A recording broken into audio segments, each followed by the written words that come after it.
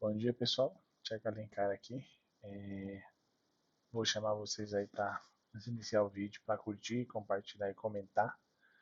Tá? O objetivo aqui não é ter 1 milhão de seguidores e inscritos no canal, mas é poder levar o que a gente está passando aqui para outras pessoas que estão começando, pode ser dúvida. E a ideia é fazer várias trilhas, tá? From end to end, assim, para a galera de fato aprender. Beleza? Então, se puder curtir, comentar e compartilhar, te ajuda. Então, o que que a gente vai falar hoje? A gente vai falar hoje de como criar um banco de dados na nuvem. Tá? Então, você vai. Nuvem é muito comum hoje, há uns 10, 13 anos atrás, estava nascendo aí. Mais que isso, mas assim, se popularizando uns 10 anos atrás. Então, tinha muitos recursos limitados, mas grosseiramente, quando a gente fala, para as pessoas não terem muita proximidade de nuvem, quando a gente fala de nuvem, grosseiramente falando, vou criar um recurso que eu poderia criar no meu on-premises, no data center de outra pessoa. Tá? Então, quando a gente fala de on-premises, eu tenho minha infraestrutura on-premises. Então, o que, que a gente tem? Servidor de banco de dados, servidor de aplicação, servidor de e-mail, componentes de storage, componentes de network, firewall, tudo isso administrado por um time, por uma equipe. Quando a gente move para a nuvem, a gente joga esses componentes no data center de alguém que tem infraestrutura muito maior, que tem cenários de disaster recovery em regiões diferentes, tá? Então, grosseiramente tiro o que tem no meu data center e jogo no data center de alguém. Aqui eu vou dar um exemplo muito simples de como fazer um banco de dados na nuvem do SQL Server no Azure, mas eu vou fazer outros vídeos de nuvem e a gente vai fazer várias séries, tá bom? Então, não tem slide, é prática. Então, como é que a gente vai criar o abençoado aqui? Então, eu estou no meu portal do Azure, tá? Quem não tem familiaridade, aqui é meu portal do Azure, então essa é a minha interface, onde eu administro, onde eu administro os meus recursos na nuvem. Então, a gente tem aqui o SQL Databases, Azure SQL, Elastic Pools, né, Virtual Networks. Esses foram os últimos que eu utilizei, tá? Máquinas virtuais, tem uma lista dos recentes recursos que eu utilizei, mas grosseiramente falando, se você quer criar um recurso novo, você pode digitar aqui na barrinha o que você quer criar e ele vai complementando e trazendo as opções aqui para você. Né? Então a gente tem o MySQL, o Flexible, Postgres. Eu vou fazer uns vídeos de Postgres também. E SQL Database, Cosmos DB. Ou você pode vir aqui, ó, Create Resource, e você escolhe a categoria do seu recurso. Eu quero criar um computador. Né? Então, quais são os computadores? Eu quero criar um container. Quais são os tipos de container? Eu quero criar um database. Quais são as ofertas que a nuvem tem? Então, isso aqui é, de, grosseiramente falando, isso aqui é uma shopping online de recursos que podem ser comprados nessa nuvem. E aí você clica no cara, cria e você começa a ser cobrado por isso conforme você vai usando. E aí isso independe de serviço para cada serviço, como é feita a cobrança, tá? Então a gente tem várias coisas. O que a gente vai fazer aqui é databases. Então eu vou colocar aqui no meu SQL database.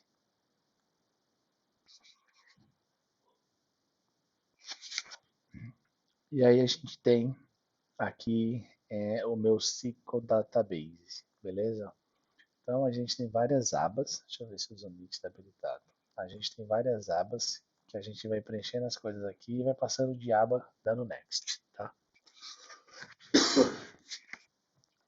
Então, a primeira coisa que ele quer saber quando você está criando um database é qual que é a subscrição. Eu só tenho uma subscrição aqui, no caso essa Enterprise Subscriptions, né, que é minha pessoal, e qual que é o Resource Group, onde eu vou criar.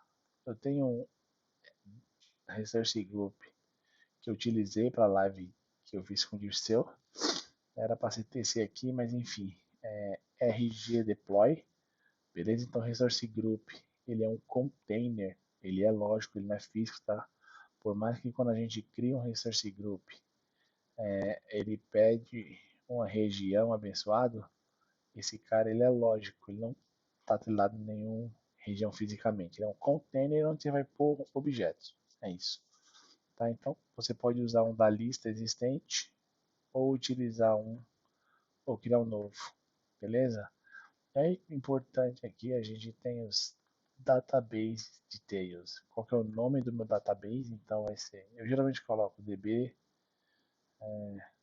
deploy, test 01. Beleza? Qual que é o recurso? Poderia ser a nomenclatura, né? Na documentação oficial eles têm um padrão de nomenclatura, você pode fazer o seu, mas poderia ser prod, do que se trata, né? Ou sei lá, East, US, região, abreviado também, que é produção. Então eu tenho na região de East West um ambiente de produção, que é um banco X, blá blá blá. Beleza? Então, eu vou dar esse nome do recurso, ele valida que não existe.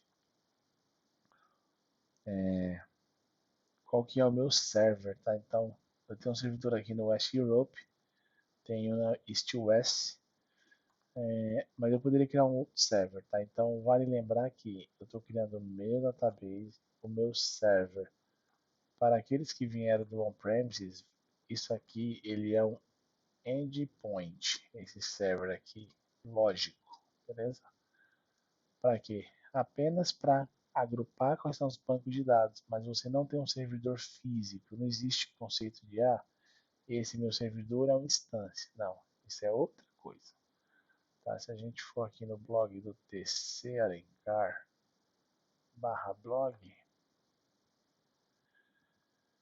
eu falo bastante aqui, ó. Esse artigo é legal, ele está trazendo em português.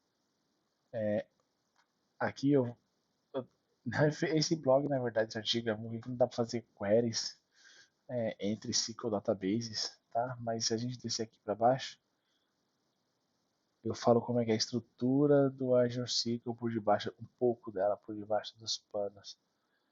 E aí você vai entender por que, que o servidor é lógico e você cria databases, eles podem estar em qualquer máquina, tá? Fisicamente. Então isso aqui é só para aplicar regra de file, criar login, etc. Eu vou criar um novo database, um novo server, beleza? Depois eu excluo isso, srv deploy test 01. Então, criei lá meu srv deploy test 01, ele tem esse sufixo, sempre, né? Então, prefixo, sufixo, é isso. database.windows.net, tá bom? Qual que é a região que eu vou criar esse cara? Eu vou criar ele aqui no meu West Europe, que é a mais próxima, onde eu estou. E aí, no caso de vocês aí, talvez seja Brasil e tal. Então, o que, que eu estou fazendo? Estou criando, já criei o nome de um banco, criei um server. Qual que é o modelo de autenticação desse servidor? Presta atenção. A gente tem isso lá no on-premise, não muda muito. Então, eu vou poder usar só SQL Authentication, usar os dois. O Azure Admin e um login. Então, no on-premises a gente tinha Mixed Mode Authentication, que era SQL e usuários que vinham do Windows, né, que vinha lá do AD. Aqui também é o AD, mas é o AD na nuvem, que é o Azure Active Directory. Ou você vai usar só o Windows Authentication, só Azure Authentication, beleza? Eu vou colocar both, tá? E aí eu vou colocar aqui quem que é o meu login que vai ser. Beleza, eu vou colocar meu login aqui corporativo. Lembrando que a gente só pode ter um login para. Só pode ter um login por servidor como admin. Ah, e se eu tenho um time de DBA, você coloca o grupo dos DBA aqui, né? DBRE, qualquer coisa. Beleza? E aí qual que é o nome do meu SA? Lembrando que não pode ser SA, tá? Porque SA já existe lá por debaixo dos panos na SQL. Então o nome dele vai ser TC Alencar. A senha padrão de todo dia. Coloca a senha. Então aqui eu estou definindo a senha. Definir quem que é o login de Windows que vai ter acesso full. E qual que é o meu login de SQL. Beleza? Então aqui eu já determinei o que? Aonde ele vai ficar, né? Logicamente para nível de billing, a subscrição, qual que é o meu database e qual que é o servidor. E aí, se ele vai fazer parte de um Elastic Pool ou não, eu não vou entrar em detalhe agora, mas vou fazer isso em outro vídeo, não vai. Se o meu workload ele vai ser produção ou environment, tá? Então quando você tem development, ele já sugere aqui o serverless, então vou colocar como development. E aí você pode configurar o database. Então, o que você está configurando aqui, isso é importante dizer, é o compute, que é o CPU, e o armazenamento, que é o storage, para este database. Como eu disse, o servidor é lógico. Você não está criando um server que ele tem 10 cores. Tá? Você está criando para um database. Beleza? Então, eu sempre clico aqui, ó, ele vai te trazer quais são os tiers. Isso é muito básico. Então, General Purpose é o que a gente geralmente inicia quando a gente está falando de uma entrega em vCore e DTU. Tá? Então, eu vou falar disso depois, mas DTU é um modelo de compra e vCore é o outro. Tá? Se você quer mais próximo do que você tem hoje no dia, a gente recomenda que você use o vCore. Eu vou colocar o DTU básico, né, porque eu quero que seja bem baixinho. E aí, conforme eu vou falando aqui, ó, básico, quantos DTU eles vão ter. Então, nesse caso aqui, vai ter 5 DTU e vai chegar no máximo X gigabytes, no máximo 2 GB, né? Eu quero meu standard. Então, eu tenho 10 DTUs e inicia com 2 GB. Eu posso ir aumentando os meus gigas aqui, ó, tá? Dos meus DTUs no meu standard. Ele pouco altera isso aqui. Então, basicamente, o que é caro mesmo é compute, poder computacional. Tá? Então, ele vai dar 80 lulas no mês para ter uma base de até 250 GB com 10 DTUs. Beleza? Se eu aumentar o DTU, ele aumenta o preço. Basicamente é isso. Tá? Então, vou colocar aqui no Basic mesmo. Vou aplicar. E aí, isso aqui. Development Basic, aonde eu quero colocar os backups, se eles vão ser replicados ou não. Então a gente tem essas opções localmente, que vai ser aqui no meu data center local. Então tenho até 3 cópias desse dado no único data center do meu backup. Eu tenho backup por zona. Eu vou fazer um vídeo só de como é que funciona as zonas no Azure, mas se ele é zona redundant ou não, ou DIU Redundant Backup Storage. Se esse cara ele tem backup numa outra região. Isso é recomendado quando você vai fazer migração de uma região para outra e você precisa que restaurar o backup em outra região. Então, geralmente a gente usa essa estratégia aqui. Tá bom? Vou colocar local mesmo, porque aquele preço que a gente viu do database, isso é importante, eu vejo muita gente cometer esse erro. O preço que a gente viu do database não está relacionado ao storage. Se você coloca G-Redundant, você paga o backup, né, o armazenamento G-Redundant, que não está incluso nesse preço. Mas quando você entra na fatura lá, o detalhe, você tem quebrado o que é cada coisa. Então, só para a gente não cometer esse gafe. Tá? Então, o que a gente tem aqui? Qual é o método de conexão? Se vocês prestarem atenção, eu já saí da aba Basics para Networking. Qual é o Connection Method? Tá? Então, se vai ser Public Endpoint, se vai ser Private Endpoint. Vou colocar Public Endpoint porque eu vou acessar via internet. Eu não estou com a máquina virtual criada lá, mas aqui é um Public Endpoint que pode ser acessado via internet. Não, eu quero um private endpoint. E aí você coloca um private endpoint, muda uma rede, no access, tem um monte de coisa aqui, tá? Isso é assunto para um outro vídeo. Então eu vou colocar no access public. Vou colocar o public aqui, beleza? Eu quero permitir que os serviços do Azure acessem esse server. O que você quer dizer? Que serviços rodando no Azure podem acessar esse servidor sem uma política muito clara de acesso. Então, quando você faz isso, você tem que ter em mente que outros serviços de outras subscrições podem acessar esse serviço. Tá? Então, meu Storage Account pode acessar esse cara, Databricks, o Cosmos DB, os serviços do Azure podem acessar esse server, né? Sim. E aí, você quer adicionar o IP corrente, current IP, né? Opa, cancela. Você quer adicionar o current IP na regra de firewall para poder ele já acessar, você acessar do seu Management Studio da sua máquina. Então, www.myip.com.br, e vai ter isso, né? Porque eu não tô BR, enfim. Não, deixa eu é, myip. MyIP. É isso. Então ele tem aqui meu IPv6. Cara, esse negócio é muito chato. Continua.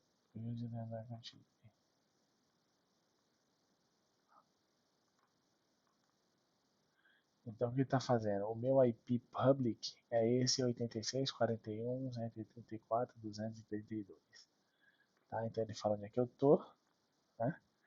Então quando eu der um adiciona meu IP, ele vai criar a regra de firewall para esse IP para poder acessar já. Qual que é o connection policy? A gente vai deixar default, porque isso aqui é um assunto gigante, tá bom? E vamos dar um next para não se estender o vídeo. Aqui eu vou dar um next também, porque o objetivo desse vídeo ele é criar um banco de dados, vamos passar por todas as features. E aí ele fala se você quer criar um banco vazio a partir de um backup ou se é um exemplo. O exemplo é o Adventure Works LT, que acho que LT é para light qualquer coisa, tá? Então você pode selecionar um backup que você tem em algum storage account. Eu vou colocar none, vou criar de vazio. Qual que é a collation que você quer usar, isso é muito importante. Né? Ah, vou migrar meu banco. Qual que é o collation meu banco usa e qual que ele vai usar no Azure SQL Database. Tem que ser a mesma. E uma janela de manutenção. Geralmente ele vai pegar o seu time zone, que é onde você está criando o recurso. No meu caso é o West Europe.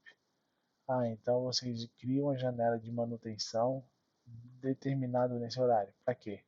Para que você garanta que a Microsoft atualize por debaixo dos panos do SQL, o servidor, as versões, algum patch de segurança e quando isso ocorrer ele vai fazer failover de um nó para outro. Ah, tem o SQL rodando numa máquina lá embaixo dos panos. Quando a Microsoft aplica, o que ele faz? Ele aplica no nó, faz o failover e aplica.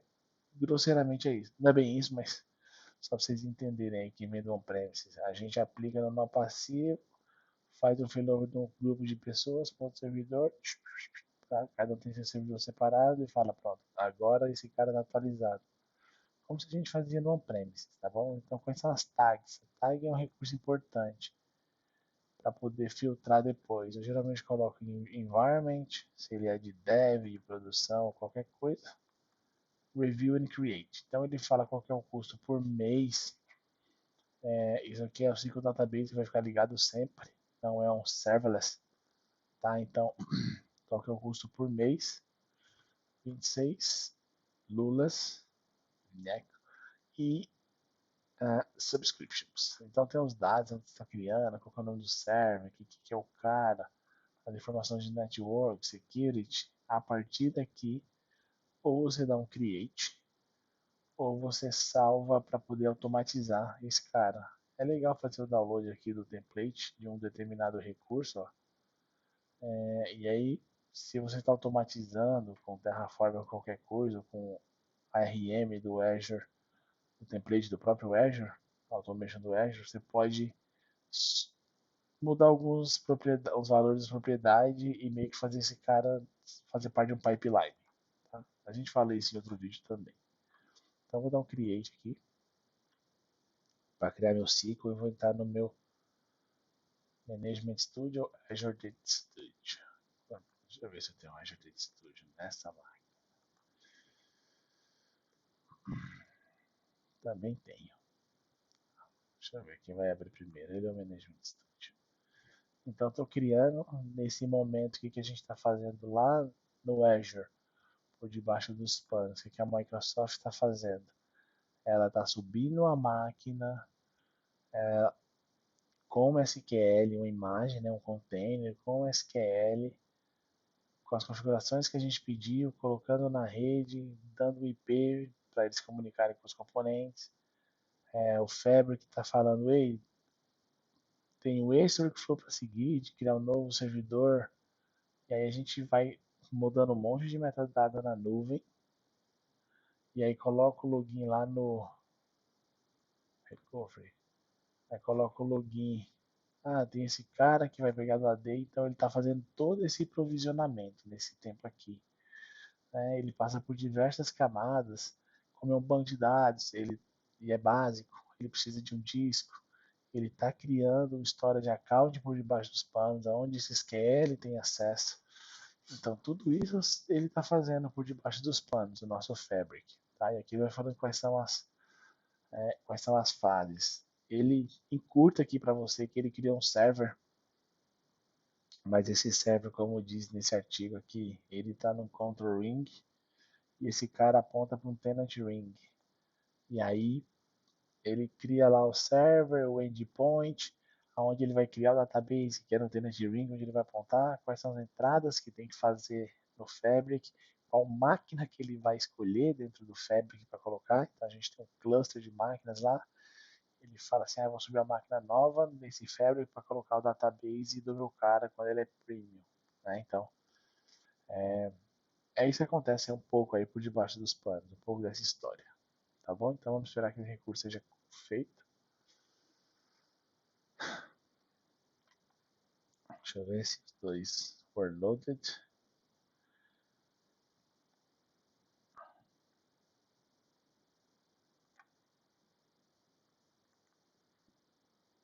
É isso, meu recurso já está criado.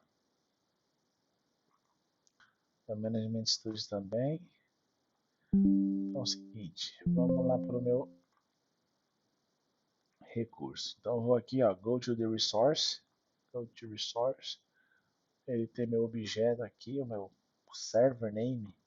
E aí se eu vim aqui, set firewall, né? A gente vai falar de desconectividades, mas ele está public para selecionar alguma rede. Mas se a gente olhar no Fire aqui, ó, permitir que certos IPs acessem seu SQL. Tá vendo aqui, ó, 86, não sei o que lá, não sei o que lá. Aqui, ó, 86, não sei o que lá, blá blá blá. Ele tem essa regra de Fire, My Personal SSMS. Pode mudar o nome também, né? Então, ele está falando que é esse IP, o início e o fim, então só vai permitir este IP para poder conectar lá no Azure SQL Database. Então eu vou vir aqui no meu, pegar o nome do servidor, que esqueci o nome, copiar aqui, ó, File, Database Engine, SQL Server Test Deploy, SQL Server Authentication, então é aquele login que eu criei lá, a nossa senha de cada dia, tá?